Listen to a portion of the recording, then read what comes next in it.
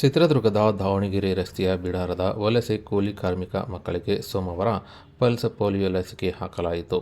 ಸೋಮವಾರ ಮಧ್ಯಾಹ್ನ 3 ಗಂಟೆಗೆ ಚಿತ್ರದುರ್ಗ ಹೊರ ವಲಯದ ದಾವಣಗೆರೆ ರಸ್ತೆಯ ಕ್ರಷರ್ ಬಳಿ ಹೊರ ಜಿಲ್ಲೆಗಳ ವಲಸೆ ಕೂಲಿ ಕಾರ್ಮಿಕ ವರ್ಗದ ಬಿಡಾರದಲ್ಲಿ ವಾಸಿಸುವ 20 ಮಕ್ಕಳಿರುವ ಕುಟುಂಬದ ಸ್ಥಳಕ್ಕೆ ತಾಲೂಕು ಆರೋಗ್ಯಾಧಿಕಾರಿಗಳ ಮೇಲ್ವಿಚಾರಣಾ ತಂಡ ಭೇಟಿ ನೀಡಿ ಲಸಿಕಾ ವಂಚಿತ ಮಕ್ಕಳನ್ನು ಒಂದು ಬಿಡಾರದಲ್ಲಿ ಕಲೆ ಹಾಕಿ ಪೋಲಿಯೋ ಲಸಿಕೆ ಹಾಕಲಾಯಿತು.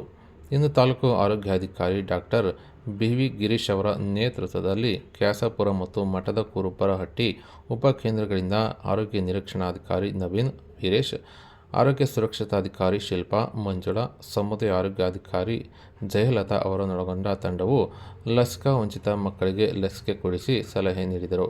ಇನ್ನು ಈ ವೇಳೆ ಯಾವುದೇ ಮಕ್ಕಳು ಲಸಿಕೆಯಿಂದ ವಂಚಿತರಾಗಬಾರದು, ಇಂತಹ ಹೈ ರಿಸ್ಕ್ ಏರಿಯಾಗಳ ಬಗ್ಗೆ ಗಮನ ಹರಿಸಿ ಎಂದು ತಾಲೂಕು ಆರೋಗ್ಯಾಧಿಕಾರಿ ಡಾಕ್ಟರ್ ಬಿ.ವಿ. ಗಿರೀಶ್ ಸಲಹೆ ನೀಡಿದರು.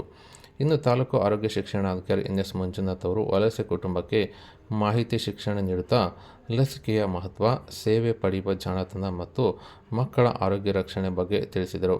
ಇನ್ನು ಕ್ಷೇತ್ರ ಆರೋಗ್ಯ ಶಿಕ್ಷಣಾಧಿಕಾರಿ ಬಿ. ಮುಗಪ್ಪ, ಹಿರಿಯ ಆರೋಗ್ಯ ನಿರೀಕ್ಷಣಾಧಿಕಾರಿ ಪ್ರವೀಣ್ ಅವರು ಹಾಜರಿದ್ದರು.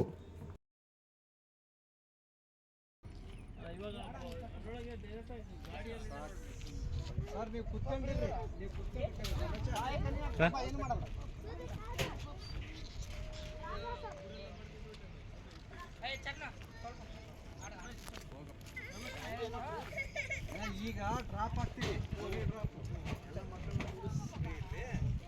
ಕೇಳಿದೀವಿ ತಗೊಂಡ್ಬರ್ತಾರೆ. ಈಗ